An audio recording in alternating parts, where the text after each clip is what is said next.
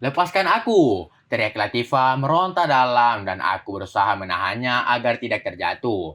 Kalau aku lepaskan, Latifa akan terjatuh ke dalam parit yang tepat berada di belakangnya. Seharusnya dia tahu itu. Aku sedang berusaha menyelamatkannya.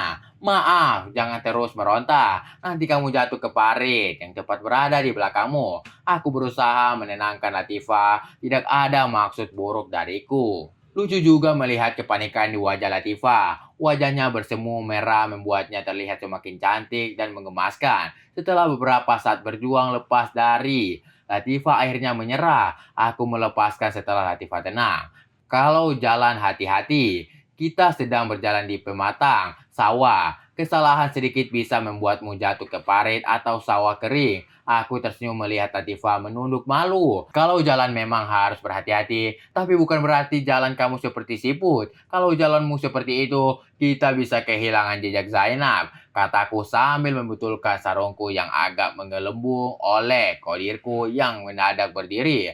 Jangan sampai Latifa melihatnya dan akan membuatnya semakin histeris melihat di sarungku. Latifa seperti tidak peduli dengan sindiranku. Lincah sekali dia melewati pematang sawah yang keras dan akan menjadi lunak dan licin saat musim hujan tiba. Kenapa juga Latifa mengajakku berjalan di tempat yang tidak umum, jauh dari pemukiman penduduk yang tersembunyi di balik rimbuannya pepohonan di ujung sawah. Setelah menempuh perjalanan hampir 1 jam, kami tiba di jalan desa yang kondisinya rusak. Aku menarik nafas lega. Tempat ini lebih bersahabat dibandingkan harus berjalan di pematang sawah dan kebun pohon jati sehingga kami jarang menemui manusia lain yang melintas. Di kiri kanan berdiri rumah-rumah penduduk dan beberapa orang yang sedang asik duduk beranda menatap kami heran. Namun mereka selalu tersenyum menyambut senyuman kami.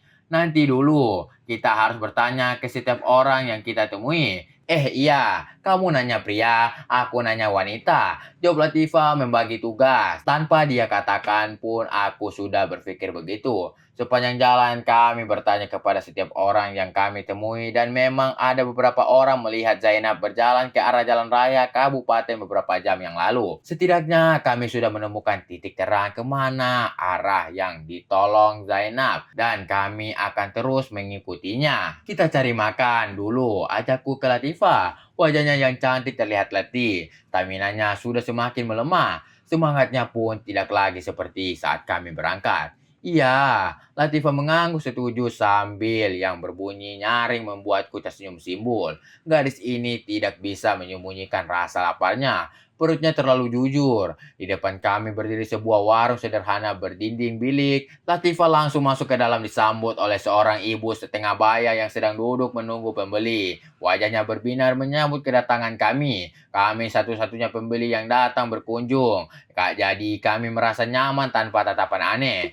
"Monggo nak, Pinarak." Si ibu mempersilahkan kami duduk di bangku panjang yang menghadap susunan makanan di meja. Tak ada sekat atau etalase kaca tempat menaruh makanan. Rasa laparnya membuatku tidak peduli dengan hal itu. Situasinya serba darurat dan tidak ada warung lain yang bisa kami datangi. "Enggak, Bu. Sampean mau pesan apa, Kang?" Latifa menoleh ke arahku. Dia tidak langsung memesan masakan walau rasa laparnya jelas menyiksa perutnya yang beberapa kali berbunyi nyaring. Gadis ini selalu penuh basa-basi. "Kamu dulu," jawabku mengangguk ke arah ibu warung yang menatap dengan senyuman dan perasaan heran melihat sepasang remaja berpenampilan santri dan santriwati datang hanya berduaan. Hal yang tidak bisa terjadi. "Kalian berdua santri dari mana?" tanya ibu itu membungkam bibir Latifah yang terbuka untuk memesan makanan yang tersaji sederhana di hadapannya.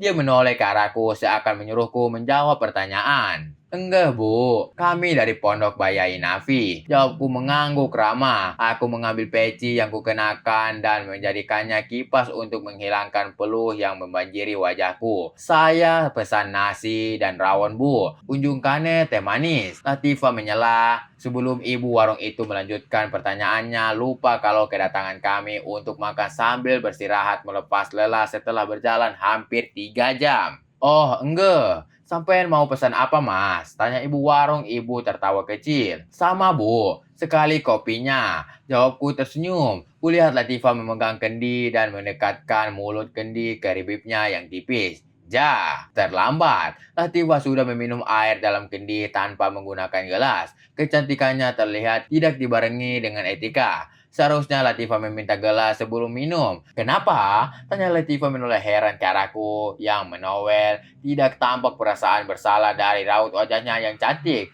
Nggak sopan. Minum dari kendi. Bisikku jengkel. Seharusnya dia mengerti arti towelanku, bukan malah bertanya. Di sini memang begitu, nak. Setiap orang yang datang ke warung bisa langsung minum dari kendi tanpa menggunakan gelas.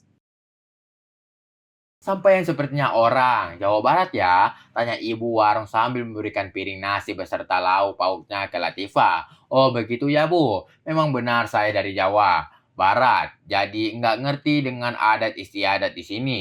Saya baru beberapa bulan mondok di sini dan tidak pernah keluar dari pondok. Jawabku tersipu malu. Ternyata hal yang kuanggap kurang ajar tidak berlaku di sini.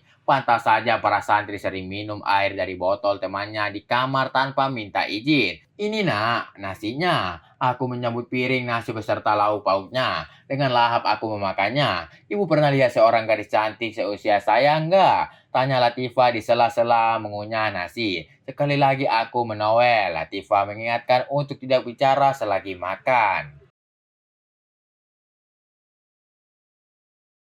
Ada apa lagi? Latifah mendelik jengkel. Dua kali aku menowel. Makanlah, nanti kita tanyakan setelah kita selesai makan. Aku menegur Latifah. Kamu tahu, dilarang menyentuh wanita yang bukan muhrimnya. Jawab Latifah ketus. Membuatku terdiam malu terlebih ibu warung tertawa kecil melihat tingkah kami.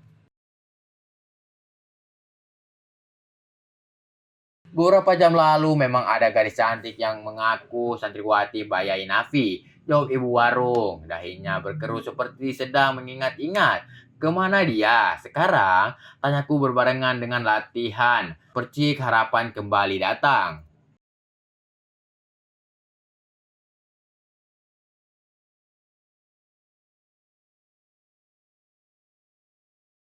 Padahal jawaban ibu warung sama dengan jawaban beberapa orang yang kami tanya. Yang jelas setiap kali mendengar ada orang yang melihat Zainab, kami menyambutnya antusias. Tadi gadis itu datang ke sini minta makan dengan bayaran, mencuci piring atau apa saja yang bisa dikerjakan. Jawab ibu warung, matanya terlihat berkaca-kaca membuatku heran. Oke guys, jangan lupa like and subscribe channel kami biar tidak ketinggalan update video-video berikutnya. Jika ada kekurangan, saya minta maaf. Dan jika ada kelebihan, tidak usah dikembalikan karena saya orang yang ikhlas. Terima kasih.